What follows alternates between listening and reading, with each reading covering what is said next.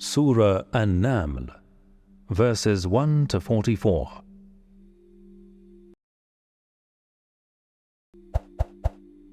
Tasin. These are the signs of the Quran and a manifest book, a guidance and good news for the faithful, those who maintain the prayer and pay the zakat, and who are certain of the hereafter. As for those who do not believe in the hereafter, we have made their deeds seem decorous to them, and so they are bewildered.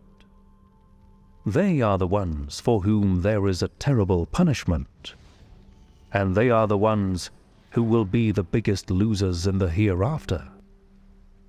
Indeed, you receive the Quran from one who is all-wise, all-knowing.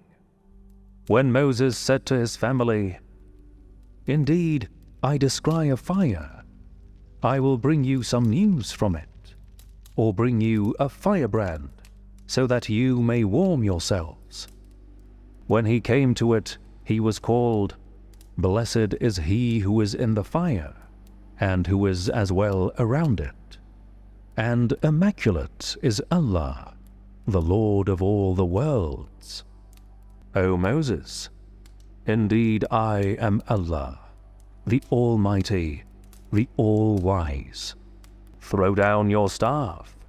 When he saw it wriggling as if it were a snake, he turned his back to flee, without looking back. "O Moses, do not be afraid. Indeed, the apostles are not afraid before me, nor those who do wrong and then make up for their fault with goodness. For indeed, I am all-forgiving, all-merciful. Put your hand into your shirt, it will emerge white and bright, without any fault, among 9 signs meant for Pharaoh and his people. Indeed, they are a transgressing lot. But when our signs came to them as eye-openers, they said, 'This is plain magic.' They impugned them wrongfully and out of arrogance, though they were convinced in their hearts of their veracity. So observe how the fate of the agents of corruption was. Certainly, we gave knowledge to David and Solomon, and they said, 'All praise belongs to Allah, who granted us an advantage over many of his faithful servants.' Solomon inherited from David, and he said, 'O people, we have been taught the speech of the birds, and we have been given out of everything. Indeed, this is a manifest advantage.' Once Solomon's hosts were marched out for him, comprising jinn, humans, and birds, and they were held in check. When they came to the valley of ants, an ant said, 'O ants, enter your dwellings, lest Solomon and his hosts should trample on you while they are unaware.' Whereat he smiled, amused at its words, and he said, 'My Lord, inspire me to give thanks for your blessing with which you have blessed me and my parents, and that I may do righteous deeds which please you, and admit me by your mercy among your righteous servants.' One day he reviewed the birds, and said, 'Why do I not see the hoopoe? Or is he absent? I will punish him with a severe punishment, or I will behead him, unless he brings me a credible excuse.' He did not stay for long before it turned up, and said, 'I have alighted on something which you have not alighted on, and I have brought you from the land of Sheba a definite report. I found a woman ruling over them, and she has been given everything, and she has a great throne. I found her and her people prostrating to the sun instead of Allah, and Satan has made their deeds seem decorous to them. Thus he has barred them from the way of Allah, so they are not guided, so that they do not prostrate themselves to Allah, who brings forth the hidden in the heavens and the earth, and He knows whatever you hide and whatever you disclose. Allah, there is no God except Him, is the Lord of the great throne. He said, we shall see whether you are truthful or if you are one of the liars. Take this letter of mine and deliver it to them. Then draw away from them and observe what response they return. She said, O members of the elite, indeed a noble letter has been delivered to me. It is from Solomon, and it begins in the name of Allah, the All-Beneficent, the All-Merciful. It states, do not defy me, and come to me in submission. She said, O members of the elite, give me your opinion concerning my matter.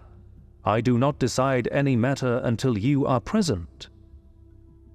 They said, we are powerful and possess a great might, but it is up to you to command.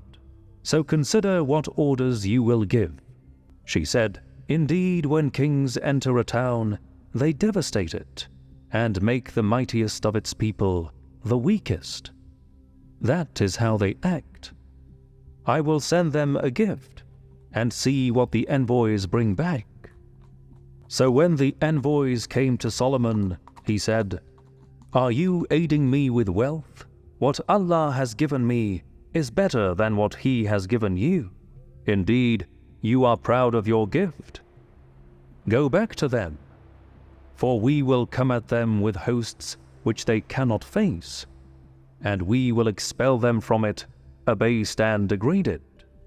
He said, O members of the elite, which of you will bring me her throne before they come to me in submission?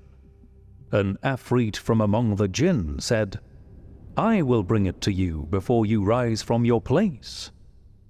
I have the power to do it, and I am trustworthy.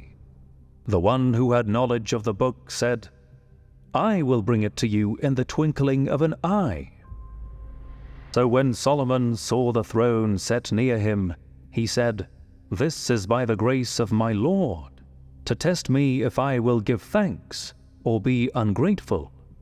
Whoever gives thanks only for his own sake, and whoever is ungrateful should know that my Lord is indeed all-sufficient, all-generous.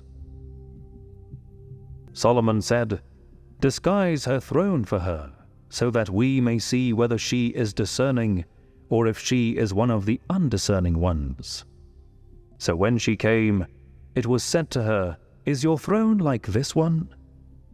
She said, it seems to be the same, and we were informed before it, and we had submitted.